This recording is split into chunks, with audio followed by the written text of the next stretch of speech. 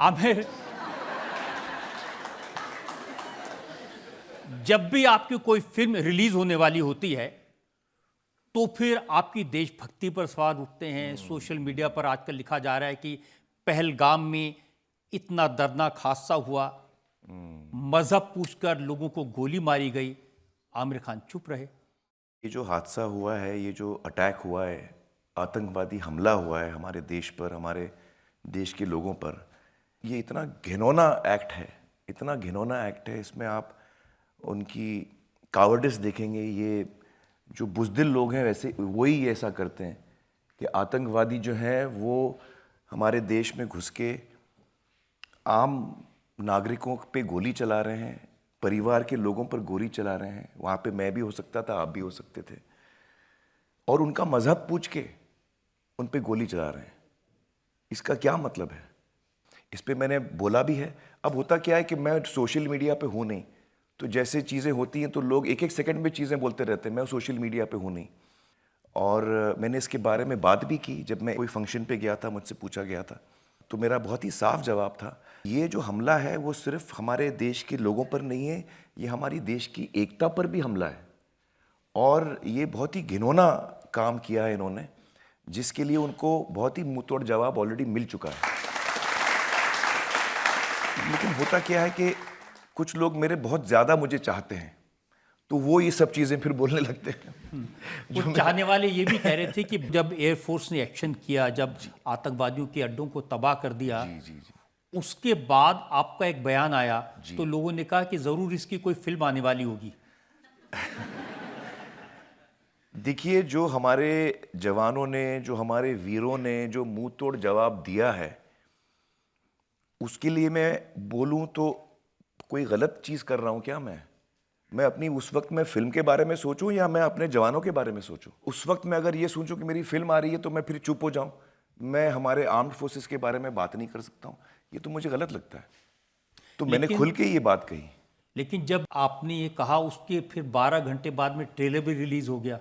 रजत जी, actually हमारी film का trailer तो बहुत पहले आना था, और वो मैंने इसलिए कैंसिल किया क्योंकि हमारे देश पे जो हमला हुआ था, तो मैंने फ़ौरन सारी चीज़ें कैंसिल की। मेरा अंदाज़ अपना अपना का मुझे याद है प्रीमियर भी था उस दिन, तो मैंने सारी चीज़ें, जैसे ही सारी चीज़ें हमारी कैंसिल हो गई थी, जैसे हर हिंदुस्तानी के दिल में गुस्सा आया, हमारे दिल को बहुत दर्द पहुंचा, तो वही जज्बात मेरे अंदर भी थे। बल्कि मैं तो कई दिन तक डिप्रेस था, मैं घर से नहीं निकला था।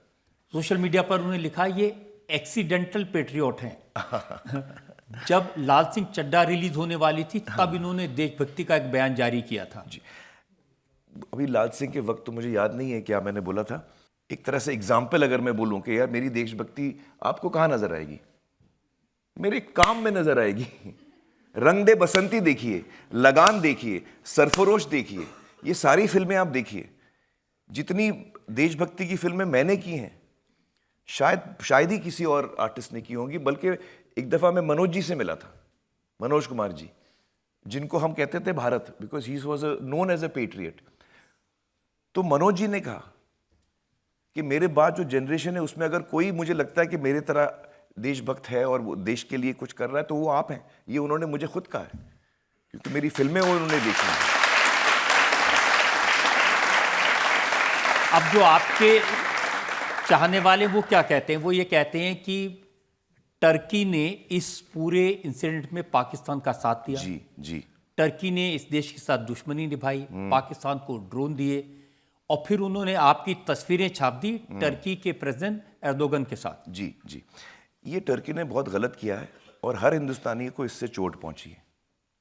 कुछ साल पहले उनके यहाँ भूकंप आया था, आप लोग को याद है? भूकंप आया था, तो उनको सबसे पहले हेल्प किसने दी थी? सबसे पहले हमने, इंडिया ने हेल्प दी थी। हमारे सरकार ने उनको मदद की थी। उस वक्त हमारे सरकार को भी नहीं पता था, जिस तरह मुझे नहीं पता था जब मैं एर्दोगन को मिलने गया था। तो जैसे सरकार को नहीं पता था, वैसे मुझे भी नहीं पता था कि 7 साल बाद ये ऐसा करेंगे हरकत हमारे साथ। हमने एक दोस्ती का हाथ बढ़ाया, हमने उनकी मदद की, उनके तकलीफ के वक्त हमने उनकी मदद की है, सबसे पहले हम थे, और उन्होंने हमको ये जवाब दिया। तो ये गलत हुआ है। लेकिन ये फोटो मेरी उस वक्त की थी, तो सरकार भी उस वक्त उनको हेल्प कर रही थी। एक और भी फोटो है जी जी, एर्दोगन की वाइफ के साथ। वो तो उससे भी पुरानी बात है। वो तो उससे भी पुरानी बात है। अब देखिए रजत जी, क्या होता है कि मैं as a celebrity, as an actor, जब मैं किसी और देश में जाता हूं, I am like an ambassador of the country. तो जब कोई मुझसे बोलता है आप चाय पे आएंगे, तो मेरा नाम बोलना ठीक नहीं लगता। ऐसे हमारी जिंदगी में बहुत दफा होता है। अब टर्की ने जो किया है बहुत गलत किया है, और ये इससे हर हिंदुस्तानी का दिल दुखा है। हमें बड़ा गुस्सा है कि हमने आपकी मदद की और आपने हमसे अब लोग तो कह रहे हैं बॉयकॉट टर्की। लोगों ने अपनी ट्रैवल के प्लान जो टर्की जा रहे थे वो बहुत सही कैंसिल किया, करा दिए। बहुत सही किया, बहुत सही किया। हमें बिल्कुल टर्की को सपोर्ट नहीं करना चाहिए। जब वो हम पे हमला कर रहे हैं, जब हमें हमारे पाकिस्तान में को वो मदद कर रहे हैं, जब हमारे साथ टकरार हो रही है, तो वो पाकिस्तान की तरफ ले रहे हैं, जबकि हमने उनकी मदद की है। ये क्या बात हुई? ये गलत बात है, बहुत ही गलत बात है। कुछ लोगों ने ये भी लिखा कि आमिर खान अपनी फिल्मों में पाकिस्तान का नाम नहीं लेते, पाकिस्तान में जो आतंकवादियों का आका है उनके बारे में कभी कुछ नहीं कहते। हिंदुस्तान की फिल्म हिस्ट्री आप उठा के देख लीजिए, हमेशा हम लोग को सेंसर बोर्ड कहती है कि आप पड़ोसी मुल्क बोलिए, आप उसका नाम नहीं ले सकते। तो पहले ज़माने में आता था कि वो पड़ोसी मुल्क का हमला हो गया है और पड़ोसी मुल्क ये कर रहा है, तो हम लोगों को अलाउड नहीं था, फिल्म वालों को ये हमको बोलना अलाउड नहीं था कि ये पड़ोसी मुल्क, आप नाम नहीं ले सकते। क्या आपको पता है कि सरफरोश, जो मेरी फिल्म है सरफरोश, वो पहली फिल्म है इतिहास की जिसमें हमने खुल के पाकिस्तान का नाम लिया है, आईएसआई का नाम लिया है, खुल के।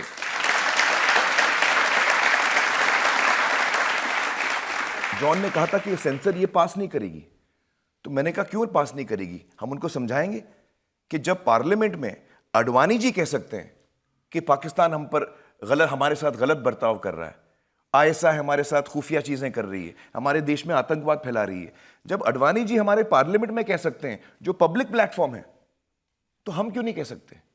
और उस बेसिस पे हमको परमिशन मिली उस फिल्म में, और वो पहली फिल्म थी जिसमें हमने वो नाम लिया। उसके बाद जितनी फिल्में आई हैं, अब हम पाकिस्तान बोलते हैं या आईएसआई बोलते हैं, बल्कि सरफरोश पहली फिल्म थी। तो जो लोग कहते हैं कि मैं पाकिस्तान के खिलाफ बोलता नहीं हूं, मैंने सबसे बड़ा तो पाकिस्तान का मैंने नाम लिया है और किसी ने नाम नहीं लिया है।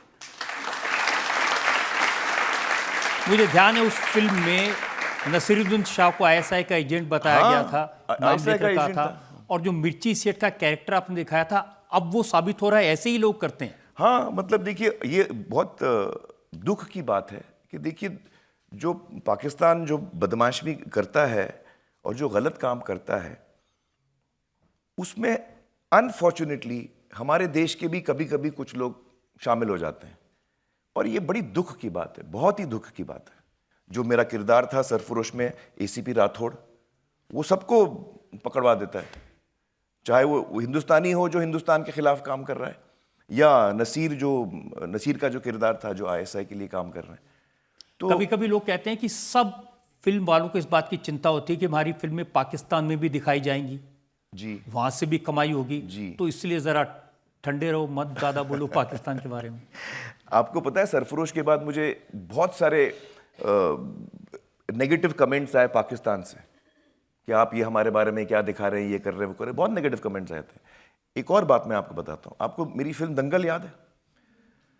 जब दंगल लगी थी तो Disney was the one of the producers, उन्होंने प्रेजेंट की थी, तो उन्होंने कहा कि पाकिस्तान के सेंसर से हमको रिएक्शन आया है कि आप इसमें जो आखिर में गीता फोगाट जीतती है, तो उसके बाद हमारा तिरंगा ऊपर जाता है और हमारा राष्ट्रगान बजता है।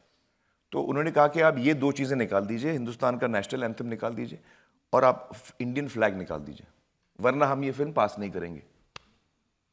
तो मैंने 1 सेकंड में उनको बोला, डिज्नी वालों को, कि हमारी फिल्म पाकिस्तान में रिलीज नहीं होगी। तो उन्होंने कहा कि